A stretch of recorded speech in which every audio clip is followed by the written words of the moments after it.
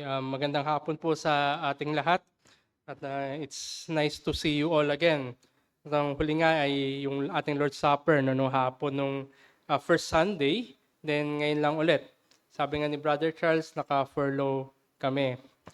So, in between that, nakasama namin ang ilan sa inyo para sa mga fellowship and even sa retreat. So, we're very thankful na nakasama namin kayo. At ngayon nga ay lahat tayo ngayon ay sumasamba na magkakasama. That gives it more meaning sa mga fellowship natin. At by the way, that's my long way of saying na nice to see you all again. So as we begin, let's come to the Lord in prayer. Aming dakilang Diyos, mabaging Ama, tunay nga na kayo ang aming sinasamba, ang banal na Diyos na lumikha sa lahat. At kami nga bilang mga makasalanan ay lubos pa rin na nagpapasalamat sapagkat sa gawa ninyo ng katubusan. At gaya ng mga panalangin namin na tunay nga na kayo'y kumilos at kayo'y mahabag sa mga wala pa po sa inyo. At magamit ang panahon na ito, natanggalin po ninyo lahat ng humaharang sa aming mga mata, tenga, isipan at puso, para po sa inyo pong salita. At we pray, Panginoon, that you have mercy on them also as we had received. So Lord, may this time be a day and for your salvation and a time, Panginoon, for us to be encountered by your word. This we pray in Christ's name. Amen.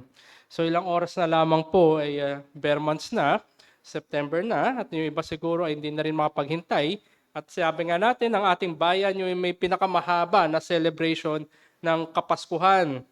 At isa nga sabi natin, widely na beloved character, lalo na patungkol sa Kapaskuhan, ay yung nabanggit kanina ni Pastor, si Santa Claus. Si Santa Claus, siya ay figure who embodies generosity, gift-giving, and the spirit of Christmas. So ito yung kanyang, sabi natin, siya yung karakter na yun. At pag sinabi natin na Santa Claus, meron na connotation kaagad ng tao kung ano yung mga katangian na meron itong si Santa Claus. His image is deeply ingrained in popular culture, appearing in countless movies, stories, even decorations. Lalo-lalo na ngayon magpapasko na, once again makikita natin kaliwat kanan si Santa Claus. But for some, he might be seen as a symbol of hope, lalong-lalo na sa mga bata. Yung mga bata lang naman siguro may pag-asa kay Santa Claus. They look forward na makatanggap sila ng mga regalo mula sa kanilang mga tunay na Santa Claus, ang kanilang magulang. However, Santa Claus is not real in a literal sense. Hindi siya totoo. At pati nga yung kanyang history, sabi nga, ay siya yung historical Saint Nicholas. Well, that's subject for debate pa rin. But we can see examples and illustrations. They enhance and enforce teaching principles to convey the same direct messages in another circumstance. Kahit sabi natin gumagamit tayo ng figure kagaya ni Santa Claus, siya ay isang example lamang. Isa lamang rin illustration para itawid natin yung principle in another way. But when things are very serious and everything hangs in a balance, consider using the strongest illustrations or even pertinent examples. Otherwise, everything would be left to crumble and discredit. Pag nandun na, when push comes to shove, ang gagamitin natin ng mga examples and illustrations, yung pinakamatibay. Otherwise, guguho yung ating pinupunto sa isang parang house of cards. Parang papel lamang, yan ay tutumba sapagkat walang timbang yung ating examples and illustrations. And throughout human history, the Christian faith is always put on trial. And when the claims of Christianity were put to the test, our Lord Himself, ang ating Panginoon, si Hesus Kristo, our Lord pointed to the single weakest link, if there is any. Doon siya sa weakest link, yung kanyang pinoint out. And when disproven, Christianity is falsehood. At ang weakest link na nga ito, kung meron man, ito yung resurrection. Sapagkat pag hindi nagkaroon ng pagkabuhay muli, hindi nagkaroon na sa katuparan yung resurrection, ang buong pananampalataya ng Kristyanismo ay guguho. Why would He do this? Because He relayed truths for the communion, for the consecration, and comfort of His people, or for the denunciation decrying and damnation of the wicked. Twofold. Yung naging halimbawa na ginamit ng ating Panginoon para pagpatibay ng mga mananampalataya at para maging kahatulan sa mga hindi nananampalataya. At ang teksto po na dala-dala ko po sa atin sa hapon na ito, samahan po ninyo ako sa bagong tipan. Let's read from the Gospel of Matthew, chapter 12, and I would be reading verses 38 to 41. Matthew chapter 12, verses 38 to 41, the sign of Jonah. Then some of the scribes and Pharisees answered him, saying, Teacher, we wish to see a sign from you. But he answered them, An evil and adulterous generation seeks for a sign, but no sign will be given to it except the sign of the prophet Jonah. For just as Jonah was 3 days and 3 nights in the belly of the great fish, so will the Son of Man be 3 days and 3 nights in the heart of the earth. The men of Nineveh will rise up at the judgment with this generation and condemn it, for they repented at the preaching of Jonah, and behold, something greater than Jonah is here. Noong po mga panahon na narito po kami at nagturo po ako ng Sunday School patungkol do sa Sabbath, nakita nga po natin yung mga katuruan kung paano nagkaroon ng transference, yung paglipat mula sa Sabado papunta sa Linggo, at yung marami pang exhortation sa atin kung ano yung implication patungkol sa resurrection. It is a very wide implication. At I hope na kung gusto natin ay pwede natin balikan. I hope it was uploaded na rin. Pwede natin balikan doon. At kung susiriin natin, itong teksto po natin, nandito to sa Matthew chapter 12. Nagsimula po Matthew chapter 12, or the chapter 12, the Gospel of Matthew begins with questions about Sabbath, patungkol sa Sabbath, where Jesus emphatically said and made the teaching in verse 8 of chapter 12, For the Son of Man is the Lord of Sabbath. At ganun din ay natapos rin tayo sa ating serye patungkol kay Jonas sa Lumang Tipan. Na nakita natin yung mga tema ng mga mensahe natin, yung lawak at lalim ng soberanong biyaya ng Diyos, na ito'y umaabot sa lahat ng kanyang kahahabagan. At kung bumisita ang nakapagliligtas na biyaya ng Diyos, nagkakaroon ng kaligtasan. This account, itong makita natin sa text natin, verses 38 to 41, this account is also found in the Gospel of Luke, in Luke chapter 11, verses 29 and 30. So makikita natin, there's that parallel, and the sign of Jonah is there. At ito nga'y magsaserve bilang closing sermon siguro natin sa ating serye dun sa Jonah. Kanina nga po, nabanggit, natanong ni Pastor, ano ba ipapangaral mo? At ito nga'y nabanggit. Sabi ni Pastor na mukhang ayaw natin tantanan si Jonah, at ito po yung magiging closing sermon natin sa series natin ng Jonah. And one prominent statement in this chapter that readers and hearers must not miss is the claims of Jesus that someone or something greater than is here. Ito po yung paulit-ulit na nabanggit dito sa chapter 12. Someone or something greater than is here. So verse 6, I tell you something greater than the temple is here. So verse 41, and behold, something greater than Jonah is here. So verse 42, and behold, something greater than Solomon is here. Jesus is talking about himself, and he is talking to people who have some or even great semblance of religion. Na bagamat nandoon, meron silang semblance na religion, meron silang kaalaman, maring sila ay very religious in their own sense, pero kinoconfront sila ng ating Panginoon. At sinasabi nga na someone is greater than is here. So with this, from this text, Matthew chapter 12, verses 38 to 41, my message for us this afternoon, unrepentance and unbelief in light of the gospel and confronted by the resurrected Christ brings greater condemnation on Judgment Day. Ang hindi pagsisisi at hindi pananampalataya sa liwanag na ebanghelyo at sa pagharap ng Kristong nabuhay na muli ay nagdadala ng higit pang kahatulan sa araw ng paghukom. the word condemn. It was repeated 4 times here in chapter 12 alone. So makita natin, no, predominantly, nandoon yung condemnation. It was a very condemning chapter. And in verse 7 of this chapter, Jesus stresses the contrast between compassion and compliance, as Pharisees have unlawfully had that high regard for the law, but merciless to those who need mercy. Bagamat sila ay very religious, strict sila do sa batas. Pero ganun pa man, ang nakita sa kanila ay hindi habag. Ang nakita sa kanila is greater than that. Hinahawakan nila ang batas na kanilang dinagdagan kaysa sa habag ng Diyos. And on verse 37, just one verse above our text, Jesus gives the warning that on the day of judgment, all will give an account for every word spoken for justification or condemnation, sa pagpapawalang sala o para sa kahatulan. Kaya ito rin ay babala sa atin. Ang bawat salita na ating binabanggit, yan din ay para sa kahatulan o para sa pagpapawalang sala sa atin.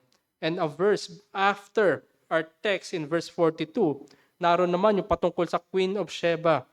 The Queen of Sheba went out of her way from the ends of the earth to seek wisdom from Solomon, but much more condemnation to those whom the gospel is brought near to them, and heard the wisdom of the gospel of salvation, yet paid no regard to it. Once again, yan ay kahatulan. Kung yung Queen of Sheba nga ay out of her own way, ang layo ng kanyang binyahe upang marinig, makita yung talino ni Solomon. Paano pa kaya sa atin ngayon na kung saan ang ebanghelyo na nga ang inilalapit sa atin? Ngunit, hindi pa rin tayo nagbibigay ng any regard. So once again, unrepentance and unbelief in light of the gospel and confronted by the resurrected Christ brings greater condemnation on Judgment Day. Dalawang bagay po sana ang gusto kong makita natin sa ating teksto. First, the great sign of resurrection. And second, the greater sign of condemnation. So first, ang tanda ng pagkabuhay muli ni Kristo, the resurrection. If we are looking back dito sa verses 9 and 14 ng chapter 12, nagpagaling ang ating Panginoon. Jesus restored the withered hand of the man on the Sabbath, a day on which the Pharisees added the rule not to do any work at all, even a work of mercy or necessity. Ito'y padagdag na rule. The Pharisees, then, after nila makita yung ginawa ng ating Panginoon, the Pharisees sought to destroy Jesus. Ito yung naging tugon nila. Ito yung sabi natin na reaction na isang tao na antay sa ating Panginoon. Naroon, sapagkat gusto nila na sa kanila nakikinig ang mga tao. And also, in verses 22 to 32, that big chunk above our text, Jesus healed the demon-oppressed man who was blind and mute. Nagpagaling muli ang ating Panginoon. The man was then able to see and speak, making the people amazed, and some would even be puzzled by the event. Who is this Jesus? Sino itong Jesus? Sino itong kayang mag-cast out ng mga demons? Sino itong kayang magpagaling? Kahit isang withered hand ay kayang pagalingin. But the Pharisees asserted that Jesus is on the side of Satan. Naroon sa kampo ng kalaban si Jesus. And it is in which Jesus made the direct statement in verse 32, but the blasphemy against the Spirit will not be forgiven, either in this age or in the age to come. So makikita natin that anyone who is not of our Lord is for condemnation.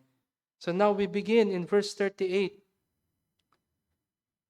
Then some of the scribes and Pharisees answered him, saying, Teacher, we wish to see a sign from you. The same set of people come to Jesus to make a seemingly simple and easy request. Mukhang madali naman para sa ating Panginoon na i-grant yung request na yan. Humihingi lamang naman sila ng isang tanda, ng isang sign. chapter 12 is full of signs and wonders. Nakita nga natin kanina yung pagpapagaling. Nakita rin natin yung kinast out, yung demon. Marami dito signs and wonders dito sa chapter 12. And yet they do not believe what they saw, even ascribing it as satanic. Dito yung pagpapakita ngayon na hindi nila pinaniniwalaan. At sinabi nga nila na sa demonyo yan. Ang ating Panginoon ay sa demonyo. And on verse 39, eventually, but he answered them, an evil and adulterous generation seeks for a sign, but no sign will be given to it except the sign of the prophet Jonah. Jesus already offered plenty of signs para sa kanila, but they were never enough to the evil and adulterous generation. And nonetheless, Jesus gave what they asked for. Nagbigay ng tanda ang ating Panginoon.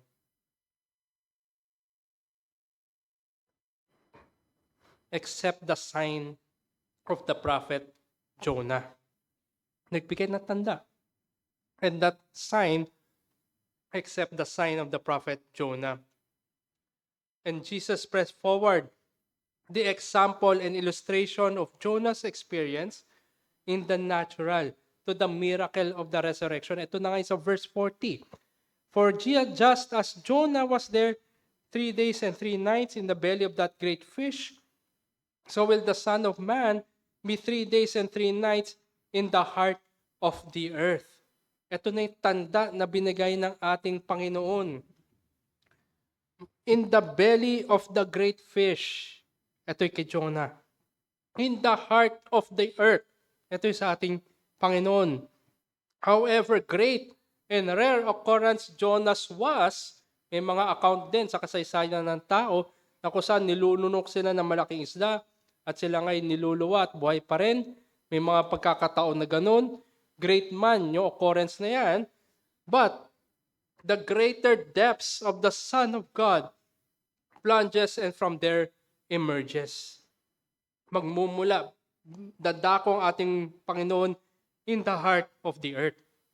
Sa puso, kalagitnaan, pinakalooban ng mundo. At siya nga ay mag-emerge at mabubuhay muli. So the point being, mga kapatid, the message of judgment to this wicked and hopeless world is confronted by the message of salvation and hope in the resurrected Christ. Nandito yung ating kaligtasan. Nandito din yung ating pag-asa na si Kristo ay nabuhay muli. Ang ating Panginoon ay hindi nanatiling patay. Hindi rin siya nanatiling bata. Kundi ang ating Panginoon ay nabuhay na perpekto at siya'y namatay bilang kahalili ng kanyang mga niligtas. The miracle of salvation blessings, and eternal life is guaranteed because Christ resurrected.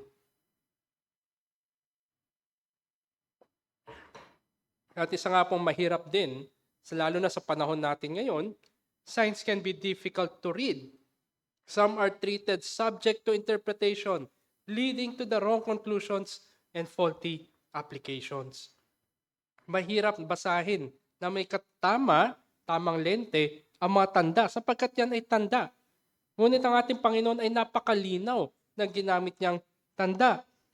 The very fact that Jonah was alive and made it to preach in the bastion of the violent idolaters for 3 days and 3 nights. Jonah was in the belly of that big fish, but that greater Jonah, ang ating Panginoon, Jesus was alive and visible 3 days after His death.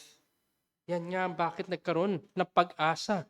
Nagkaroon tuloy ng komosyon at gusto nga pigilan ng mga Pariseyo to the point na nagbayad pa sila upang hindi lumaganap na nabuhay muli ang ating Panginoon. Tandaan natin na buhay muli. Our Lord was resurrected. In another passage, sa parable na rich man and Lazarus, sa Luke 16:19-31, the rich man cries to Abraham in agony. Doon sa verse 30, sabi niya, but if someone goes to them from the dead, they will repent. Kung merong bumalik mula sa mga patay, sila ay magsisisi sa kasalanan, yung kanyang mga mahal sa buhay. To which Abraham responds, if they do not hear Moses and the prophets, neither will they be convinced if someone should rise from the dead. Is not our Lord and Savior greater than the temple, greater than Jonah, greater than Solomon? Is not Christ our Lord and Savior greater than Moses and the prophets? Kulang pa ba? Hindi ba tayo na-persuade? Hindi ba tayo na-convince? O hindi man ba tayo nagkaroon ng impression na tunay ngang napakadakila ng pagkabuhay muli? It is the ultimate sign that each sinners need. Kung meron man tayo sa atin, sa kapulungan natin na humingi pa ng tanda, it is the ultimate sign that each sinners need. The dead came back to life. There is assurance in Christ. New creation brought forth in this fallen old creation. The age to come already breached this fallen and doomed age. Ayun nga sinabi ng ating Panginoon. Nasa age na ito, ang tanda ng pagkabuhay muli ng ating Panginoon ang siya magiging kahatulan sa kanila. And many are coming to Christ for the wrong reasons. Nakakalungkot na bagay, ngunit totoo. Hindi naman siguro nagkulang ng pagpapahayag ng ating Panginoon. Hindi naman nagkulang yung mga churches, yung mga ministers na pagpapahayag about who Christ is. And yet, many are coming to Christ for the wrong reasons. Seeking the material and the temporal, forgoing the spiritual and the eternal. More of that loaves of bread and add in some fish instead of that bread of life. Our motives better be right to come to the right Jesus, never doubting, fully trusting that He is able. And like the scribes and the Pharisees, if the last sign is not enough to satisfy, then what would possibly would? Ano ba makapag-satisfy? Ano ba makapag-persuade? Ano ba makapag-convince sa atin? In the Gospels, there were the accounts of Jesus feeding the 5,000, casting out evil spirits. Would His resurrection not suffice? Hindi pa ba sapat? Di ba ito yung pinakamahirap kung tutusin? Mabuhay mula sa patay. Yan ang pinakamahirap. At ginampanan niya ng ating Panginoon at nagawa yan ng ating Panginoon, ngunit marami pa rin na naghahanap ng ibang tanda. This reminds us that signs alone are not enough. We must have a renewed heart and teachable mind brought about the saving grace of God in order to see Christ as He is, the risen Savior and Lord. Kagaya nga po ng nabasa kanina sa atin, ni Deacon Jeremy, Isaiah 53. Napakagandang pagpapaalala. Sana hindi natin na-miss out na ito yung ating Panginoon. Na ito'y isa rin tanda kung tutusin. It was fulfilled. For this is our Savior, oppressed and afflicted, crushed by the Lord, numbered with the transgressors, bore the sins of His people. That is the person and work of our Lord Jesus Christ. And that is the gospel. Hindi ba ito sapat para sa atin? O meron pa ba tayong ibang tanda na hahanapin na meron pa siguro mas mahirap para gawin?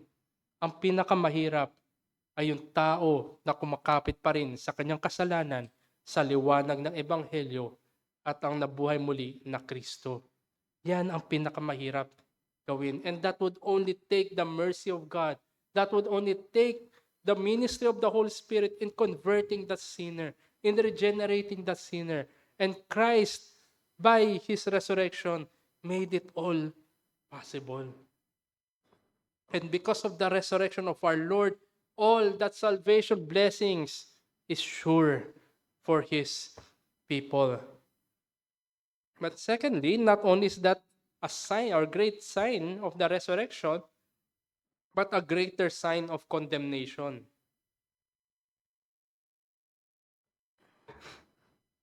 In verse 41, it reads, "The men of Nineveh will rise up at the judgment with this generation and condemn it. For they repented at the preaching of Jonah, and behold, something greater than Jonah is here." The men of Nineveh will rise up. Sila ay mabubuhay muli sa araw ng kahatulan. At sa araw ng kahatulan na yun ay naroon din sila to condemn this generation. Hatulan rin nila ang henerasyon na ito. At the last day, the day of judgment, there will be the general resurrection of the just and the unjust. One will rise up and one will go down. And it is important to note that the men of Nineveh will rise up and condemn this generation, wherein we clearly see that one will rise upwards to everlasting blessedness, while the other will fall deeper into everlasting condemnation and torment. For they repented at the preaching of Jonah. There is that great contrast between those that were at Nineveh when Jonah preached judgment and those whom Christ is pointing to him for salvation. Panahon ni Jonah and Ninevites, yes. Panahon ni Kristo, kausap niya yung mga scribes and Pharisees. Greater judgment. Ninevites were confronted by the words of the prophet by which they repented and judgment was relented. The scribes and Pharisees refused to believe in the word of life with which amplifies their unrepentance. Tinuturo na ng ating Panginoon papunta sa Kanya. Ngunit mas hinahawakan pa rin ang sarili nila.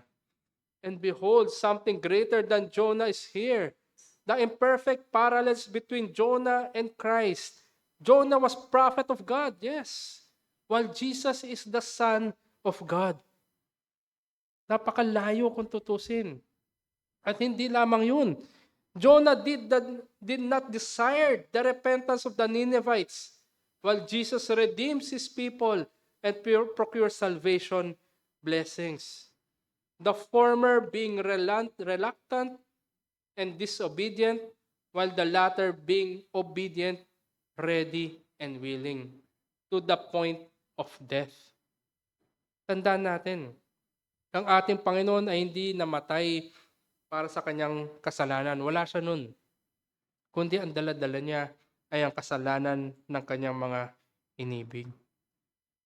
It is that greater Jonah is speaking the facts of salvation and condemnation now. Nung panahon na ito, kausap niya mga Pariseo, sa atin ngayon, we are confronted by the Word of God. He is the truth, the way, and the life. Jesus strikingly used Old Testament history. Real persons, real events. Hindi gawa-gawa lamang.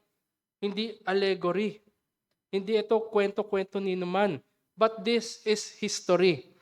These are undeniable matters of facts that the scribes and Pharisees knows and understands as true and factual. Wala pong historical revisionist dito. Kundi ito yung mga real people, real events, real happening. Jesus did not use fictitious accounts to drive precious truths. Ang teksto po natin, ito yung hindi parable or nor even fables. This is a drive para sa isang seryosong mensahe mula sa ating Panginoon. And the authority of the Old Testament and the New Testament stands or falls on Jesus. If these are nothing but cunning and deceit, sabi nga ni Apostol Pablo, 1 Corinthians 15, our preaching is in vain. Our faith is vain. We are misrepresenting God. We are still in our sins, and we are the most pitied of all in the context of the resurrection of our Lord.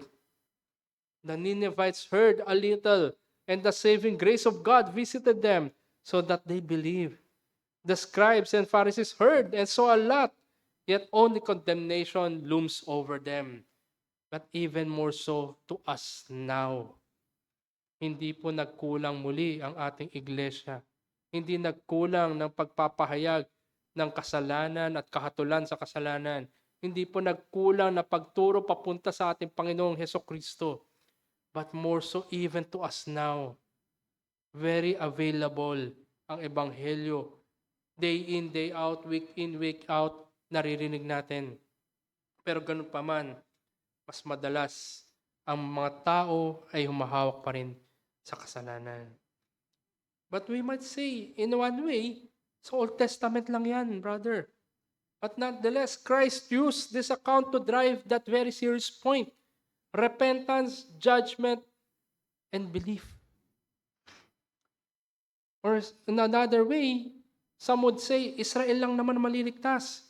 And it is that condemnation to the Jews. The Pharisees and the scribes are Jews. And that is that condemnation to them that the Ninevites, while they are not Jews, the saving grace of God visited them. That disregards what transpired to the Ninevites. And a warning for us, if there's that great salvation in Christ, Jesus also warns us of that amazing power of unbelief. The scribes and Pharisees called Jesus Master. Ito yung kanilang address. Sa ibang version, teacher. So in-address nila ang ating Panginoon in that very glorified manner. Yet the sin of unbelief is their true master, is their true teacher. Without belief, there's no repentance. The Ninevites responded with repentance. The scribes and Pharisees rejected with unbelief. Ngunit tayo kaya ngayon, based sa ating narinig, ano yung ating tugon? Unrepentance, unbelief, or repentance and belief. That is why a challenge for us, friends, be on guard against any semblance of unrepentance and unbelief. The greater Jonah rebukes and admonishes sinners, do not harden your hearts. Christians have not physically seen nor heard Jesus Christ, but by the saving grace of God, our spiritual eyes were opened, hearing and knowing His words through His word more than the scribes and Pharisees. Naroon, na sa pamamagitan ng ministeryo ng banal na Espiritu na pinaliwanag, inilluminate niya ang kanyang salita, convicted us of our sins, and pointed us to righteousness, that is Christ. Thus, each one is responsible to see, to listen, and to believe. Otherwise, we would also be condemned by those who saw, who heard, and knew a little, but were saved. Ito yung contrast muli. Napakadami na natin pinag-usapan patungkol sa Ebanghelyo sa panahon natin ngayon. Some would even be growing up in churches. Naririnig parati yung Ebanghelyo kahit sa tahanan. Ebanghelyo ang pinag-usapan. Yet clung to unbelief and unrepentance. Ang babalangan, with that, the greater judgment would be upon you in that last day. And by way of conclusion, the legitimacy and validity of the book of Jonah was clearly settled as Jesus demonstrated how it should be handled, treated, and used as a literary fact. Real people, real events, real salvation. Also, if there could be that weakest link in the Christian faith, if that is the resurrection, I think the greatest link would be the condemnation of those who do not repent and believe. If the resurrection did not happen, Jesus is a liar and Christianity is but another phony movement, as that prominent atheist and socialist Karl Marx branded it. Religion is the opium of the masses. Ito rin ba ang church life? Ang pananampalatayang hinahawakan mo, yan rin ba'y palipas oras lang sa iyo para matakasan ng mga problema? O yan ba ay palipas oras lang para sabihin na ikay pumupunta umattend ng church? At tandaan mo, kung ikaw ay hindi tunay na nananampalataya sa ating Panginoon, ang malaking kahatulan, mas malalim na kahatulan ang naghihintay sa iyo sa huling araw. Jesus Christ gave to the scribes and Pharisees the sign of what is to come. Jesus Christ was resurrected from the dead. The Christian faith is not in vain, and instead it is the Christian through union in Christ that has the sure hope. Parati rin natin napapakinggan, pagpapala, totoong pagpapala, buhay na magwalang hanggan, kapatawaran, pagkakasundo. Yan itong parati natin naririnig. Ngunit ang totoo may pag-asa sa buhay na ito ay tunay na mananampalataya lamang. At kung ikaw ay hindi pa rin kumakapit sa Panginoon sa pananampalataya at pagsisisi mo sa iyong kasalanan, maaring naghanap ka pa rin ng tanda sa ibang bagay. Maaring sinasabi mo sa iyong sarili na meron ka pa rin aliw sa buhay na ito. Maaring nalilibang ka lang ng mundo na ito. Kung kaya't huwag ka malibang sa mundo na ito. There are so many ways that this sinful world, this city of destruction, is enticing us. Using illustrations and examples that depict happiness, but in reality, it robs us of our true and eternal joy found only in Christ. Tandaan natin yung mga Pariseo at mga skriba na ito. Bagamat sa lahat ng talino nila, sa lahat ng kaalaman nila, wala sa kanila ang kagalakan. Wala sa kanilang kapayapaan. Wala sa kanila ang comfort ng buhay magpakilanman. May it be that we are here, maybe that we are not here because perhaps due to special occasions. Siguro nayaya ka lang o di ka pinilit ka lang na kaibigan mo kaya nandito ka. Pero tandaan mo, hindi yan aksidente. Ang narinig mo sa araw na ito ay pag-isipan mo. Ikaw ngayon ay kinoconfront ng salita ng Diyos. As what was heard, there is that greater condemnation coming. But here you have heard that greater Jonah. It is Christ who saves us, living that perfect life of obedience that we cannot ever do. And it is Christ who paid the penalty of sin that we cannot ever pay. Ito ang ginawa ng ating Panginoon. At kung meron ka pang hahanapin na mas mahusay pa kaysa dyan, well and good, hanapin mo. Ngunit ikaw ngayon ay tinuturo na patungo sa tagapagligtas na siya lamang ang nagbayad sala sa kasalanan hindi natin kayang bayaran. Jesus described the people whom He is talking to, evil and adulterous generation. And all the more sums up unrepentant sinners embracing unbelief in the only Savior. Come to think why Jesus used Jonah. Ito ba'y dumating sa ating kaisipan? Ang dami naman pwedeng gamitin ng ating Panginoon, pero bakit si Jonah pa? Ano ba si Jonah? Jonah used to this evil and adulterous generation. Jonah hated the evil and adulterous Ninevites, but God had shown that it is Jonah who is evil and adulterous. Such an evil of not desiring that the Ninevites should come to know God in repentance and belief. Such an adulterer for not obeying God's command and instead went in direct opposition to God. Siya yung pinakamatigas na ulong propeta. At ito nga yung ginamit ng ating Panginoon. Siya nga yung ginamit ng ating Panginoon para i-contrast itong evil and adulterous generation na ito. Matigas ang ulo, matigas ang puso. Mas niyayakap ang kasalanan. Ganito rin tayong lahat. Matigas ang ulo, matigas ang puso, at niyayakap ang kasalanan. So my friends, why cling to unrepentance and unbelief? On the last day, those of Nineveh will rise to judge those who rejected the preaching of salvation. Dalangin namin ay hindi ito mangyari sa inyo habang may panahon pa. It is our prayer, our plea to God na hindi rin kayo hatulan sa araw na iyon. Now being confronted by the resurrected Christ, how will you respond? Keep in mind, it is that great sign of resurrection. But that sign truly is that the greater sign of condemnation. Which one will you choose? One hymn na pinapakita, nagpapaalala sa atin na kung paano na lamang yung habag ng Diyos in spite of our sinfulness.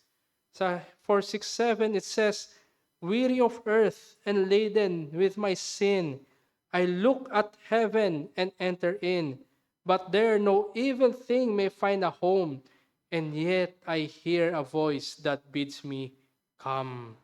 Ito yung panawagan ng ating Diyos. Ito yung panawagan ng Ebanghelyo na kung sino man ang magsisi sa kanyang kasalanan at manampalataya kay Kristo, siya ay lumapit. Come.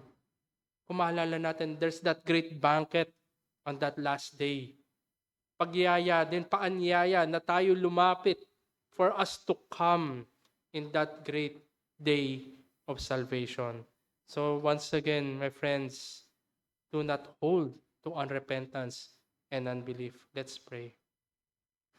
Our dear Heavenly Father, once again, we thank you for this great opportunity that you have given us, that truly indeed, although this is a sign that was given to the scribes and Pharisees, more so it is a sign for us not to have that unrepentant heart and not to dwell in unbelief. But Lord, have mercy on each one of us that we may truly repent and believe. And Lord, we pray for those who are in Christ, for us to be strengthened, that the joys of fullness will come on that last day, and blessings will be forevermore. But also, Lord, we pray for you to have mercy on those who are not yet in you, na hindi na po nila hintayin yung last day na iyon, because only greater condemnation waits. But salvation was preached in our Lord and Savior Jesus Christ. And have mercy on them, for them to come to our Lord in a saving manner. We plead, O Lord, we pray for you to have mercy on them also. In Christ's name.